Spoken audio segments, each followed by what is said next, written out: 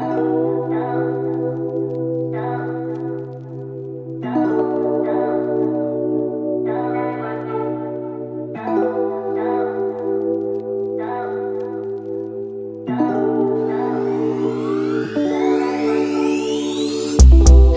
God's side and the other side. And we don't care nothing about the other side. Period.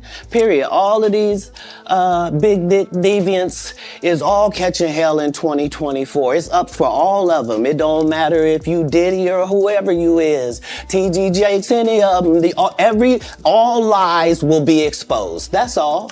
And anyone who takes that the wrong way, know why they take it the wrong way. What's up? Welcome to the Being Beautifully Honest podcast and channel. Thanks for being here, being subbed. If you're not, hit the button. And if you're listening on YouTube, hit the like. It's like walking in the room and hitting that light switch. Got to brighten up the place because this is a very dark situation. Let's get into this conversation. Now, I previously talked about this before he was held on bail, but my audio... something was up with it, so you couldn't hear anything. So I'm not even going to start over because more has come out since I recorded that. So I'm just going to start where we are. But you heard what Cat Williams said. That was from the beginning of this year. And here we are in September. And he spoke no lies. He spoke more truth than a lot of these so-called prophets that are all over social media these days talking about God told them, God said this, and God said that. I am not shocked, but we have to give credit where credit is due. A lot of people wanted to drag, oh my God, I don't even want to use that word because I'm not even trying to be funny. There's no pun intended. Absolutely no pun intended. So I'm going to switch my wording. There were a lot of critics who were speaking about Cassie in a way that was just not cool when it comes to the fact that she stuck around all those years and was talking about the money. There is absolutely no person on earth that would stick around that atmosphere, that life, and that lifestyle, and there was zero benefit. So let's just be clear about that. But we saw proof, especially from the video, that she tried to leave. So she was not his girlfriend. She was a sex slave. And I will stand on that. I said that before and I'm going to continue to stand on that. So honestly, we do need to give the credit to Cassie for it getting to this place, because had that lawsuit never been filed, had she not had the bravery and the courage to finally speak up, speak out, and file this lawsuit when some claim that, oh, well, if she had gotten paid quietly, then this wouldn't have... Listen, God's got a way. I don't care what it looks like. I don't care how long it has been. God's got a way. And so we really do need to give the credit where it's due. And that credit doesn't go to tdjakes, the so-called mentor of this monster. It definitely doesn't go to him. So we need to give the credit where it's due. So he was in New York. In my previous commentary, which you didn't hear because the audio didn't upload, I said that it's possible that he was in New York thinking that because he knew what was coming down, he knew that he had been indicted, and he knew that the arrest was coming, that if he was in New York and not making it look like he was running away, that he would possibly get bond, even if it was an extremely high bond, and he would be on house arrest with monitoring. So that's what he assumed that he would be getting. And that's the only reason why I believe that he went to New York. And I'm going to be honest with you. I was actually surprised that he didn't go and hang out with Russell Simmons in Bali. That's actually what I was expecting after all of that had come out, because there were more lawsuits that were coming. And especially after they did the raid on his homes and he was not arrested immediately, I absolutely expected him to be in Bali. So I was actually shocked. I was shocked by that. But I'm glad that they did not release him on bail. I'm glad, because after all of the things that have been alleged, and we still have to say allegations, but I believe them. I'm not on the jury, so I can say I believe them. I believe the allegations. There is nothing wrong with saying I believe the allegations. I'm glad that they don't have him on bond. I'm absolutely happy. So many things have been alleged, and I am disgusted. He has been charged and pleaded not guilty on Tuesday to SCX trafficking charges and racketeering. And similar to the I Believe I Can Fly singer. So a judge denied him bail as he was taken into custody to await trial. And trial is not going to be in a couple of months. So he allegedly abused, threatened, and coerced women and others around him to fulfill his desires, protect his reputation, and conceal his conduct for decades, according to the unsealed indictment that led to his September 16th arrest on 3 felony counts of racketeering conspiracy, SCX trafficking, and transportation to engage in selling PUSSY and BUSSY. No victims were identified in the 14-page document, but the March 2016 incident in which Combs, also known as Diddy and Puff Daddy, was captured on surveillance video, hitting, kicking, and throwing a vase at then, and I wish they would quit saying that, girlfriend, at then SEX slave Cassie Ventura at a Los Angeles hotel was referenced. It's alleged that the founder of the Bad Boy record label attempted to bribe a member of hotel security who intervened to ensure silence. Absolutely disgusting. Just diabolical. Just diabolical. He has been accused of verbal, emotional, physical, and sexual abuse. And he allegedly used his various businesses, headquartered at times in New York and Los Angeles, and employees to cover up alleged criminal behavior, including SCX trafficking, forced labor, kidnapping, arson, bribery, and obstruction of justice. And of course, his attorney is trying to make it seem like, oh, nothing to see here. He's looking forward to his day in court. His spirits are good and he's confident in his case. Bull bleep. Okay? And then he says, we are disappointed with the decision to pursue what we believe is an unjust prosecution of Mr. Combs by the U.S. Attorney's Office. Sean Diddy Combs is a music icon, self-made entrepreneur, loving family man, and proven philanthropist who has spent the last 30 years building an empire, adoring his children, working to uplift the black community. Bull bleep. BULLSHI2. It's not the case. He is not a proven family-loving family man. It's not. That has been for social media. That has been for the optics, okay? According to the government, Combs will use his power to lure female victims into his orbit, often under the pretense of a romantic relationship. Then, through force, threats of force, and coercion, the victims were made to engage in extended SEX acts and multiple male commercial SEX workers in SEX sessions he dubbed freak-offs. Combs is accused of arranging, directing, and pleasuring himself during the SEX performances, which he would often record. Here we go, another I Believe I Can Fly situation. Sometimes unbeknownst to the victims, the freak-offs would last for days, with multiple SEX workers involved. Combs allegedly distributed drugs to the victims to keep them obedient and compliant. Whew.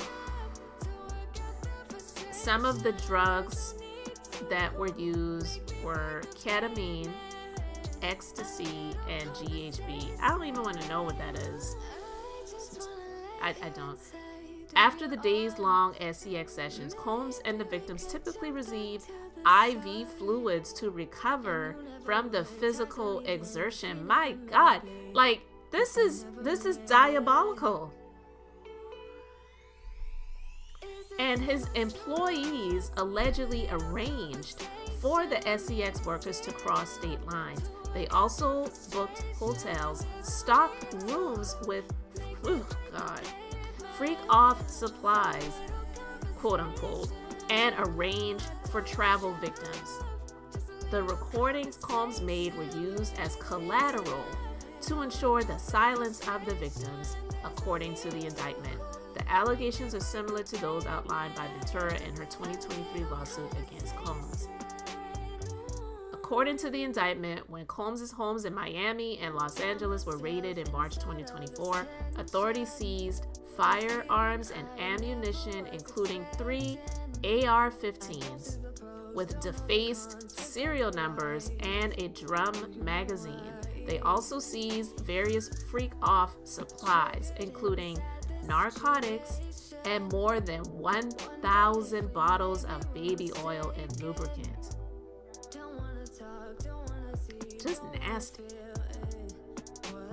And while it doesn't name an alleged arson victim, in Ventura's lawsuit, she claimed that when she briefly dated Kid Cudi in 2012, Combs threatened to blow up Cudi's car. Around that time, Kid Cudi's car exploded in his driveway. My God.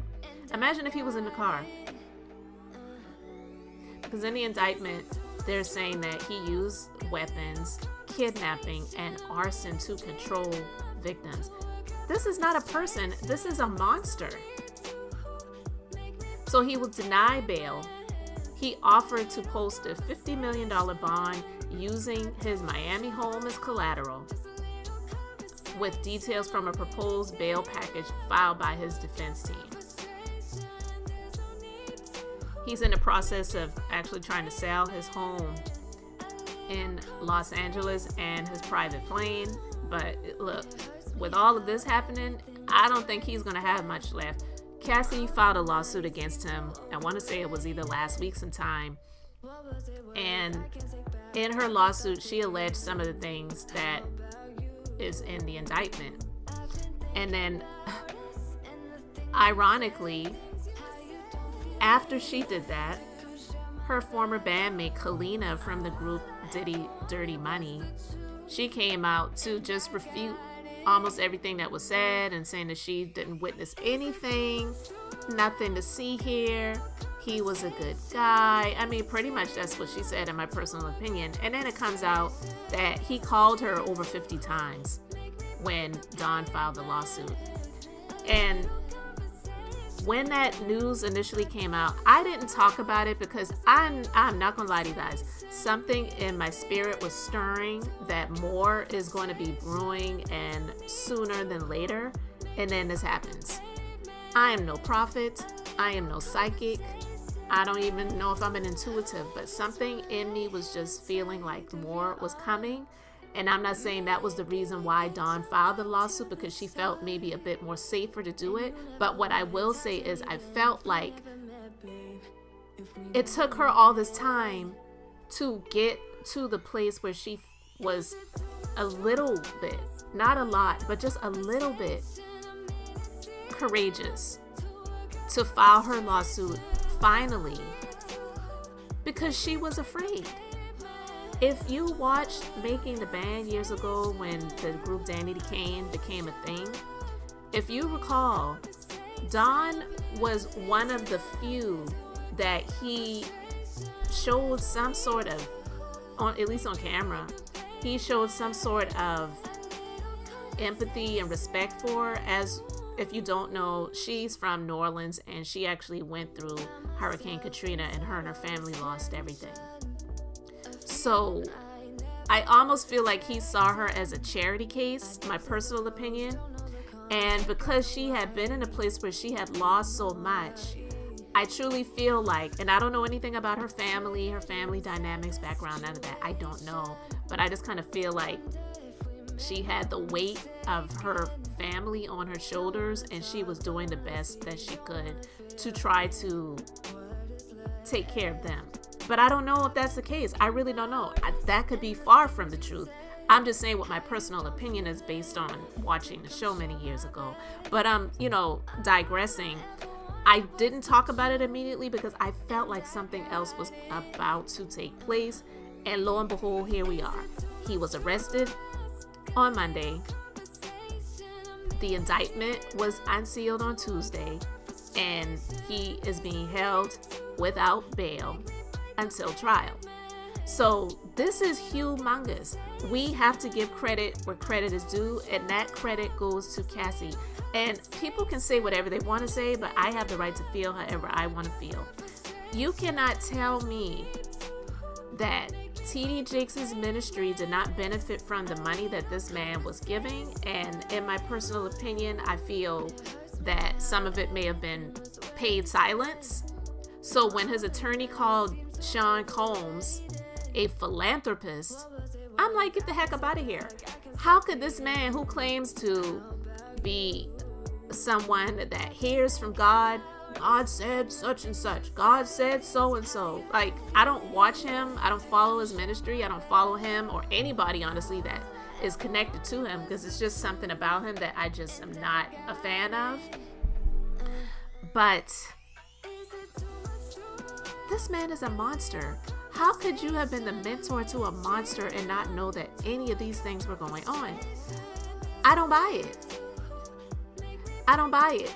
And when Michelle Lau came out to declare that TD Jakes' daughter, Cora Jakes, used spiritual manipulation and spiritual coercion to take one of her children away from her, and knowing that that family has been complicit in that, and none of them have come out to say anything, and I personally believe, my personal opinion is that they have that access to the courts and the judges and things where they were able to get things done on their behalf and try to shut this girl down and silence her.